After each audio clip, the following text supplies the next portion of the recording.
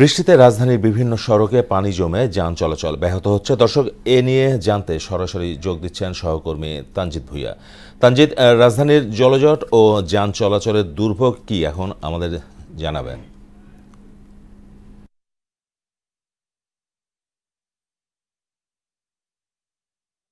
ধন্যবাদ মাহমুদ। আমি আছি এখন মিরপুর ১ নম্বরে এবং রাজধানী সহ সারা রাজধানী বিভিন্ন জায়গা ঘুরে আমরা যেটি দেখতে পেয়েছি সেটি হচ্ছে যে রাজধানীর বিভিন্ন জায়গায় আজকে থেমে থেমে বৃষ্টির কারণে এবং ভারী বৃষ্টির কারণে কিন্তু জনজীবনে কিন্তু দুর্ভোগ সেটি কিন্তু লক্ষণীয়। এবং আমরা দেখতে পেয়েছি যে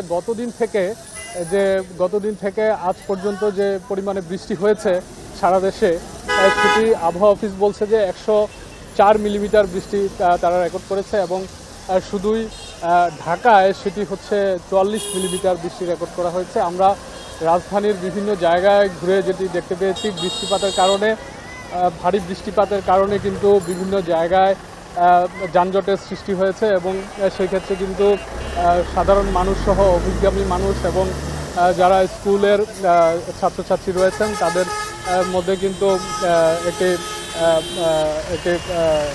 সমস্যা দেখা দিয়েছে এবং তারা কিন্তু বলছেন যে হঠাৎ করে বৃষ্টি হওয়ার কারণে গতদিন থেকে এবং আজ পর্যন্ত বৃষ্টি হওয়ার কারণে গত 2 দিন ধরে যে সেই বৃষ্টি হওয়ার কারণে কিন্তু তারা চলাচলে যে স্বাভাবিক চলাচল সেটি চলাচলে কিন্তু তারা সমস্যায় পড়েছেন। বিশেষ করে আমরা যেটি দেখতে পেয়েছি যে যারা খেটে খাওয়া মানুষ, যারা রিক্সা চালক এবং দিনমজুর শ্রমিক যারা আছেন, দৈনন্দিন কাজ করে যাদের আয় রোজগার করতে হয়, তারা কিন্তু বেশ সমস্যা এবং দুর্ভোগে পড়েছেন। এখন আমি যদি একজন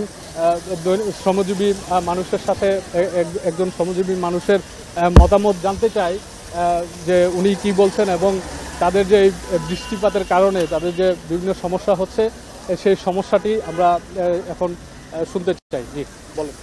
আমি বলতে চাই যে ইস্কা আমরা চালাই, একদিন না চালাইলে আরেকদিন খাইতে পারি না। আমার ঘরে ইস্কা রোড গার্ডে বাইরেলে অনেক জায়গায় মেন রোডে উঠতে দেয় না, তারপরে এই তার কাটা দেয়, এটা করে দেয়, বন্ধ করে দেয়।